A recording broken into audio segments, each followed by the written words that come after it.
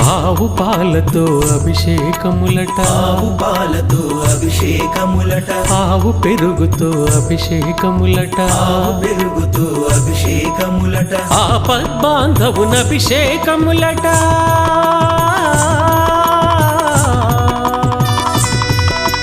ఆపద్బాంధవున అభిషేకములట, అనాథ రక్షకున అభిషేకములట. అభిషేకము చూతమురారండి, మన అయ్యప్ప స్వామికి అభిషేకము చూతమురారండి.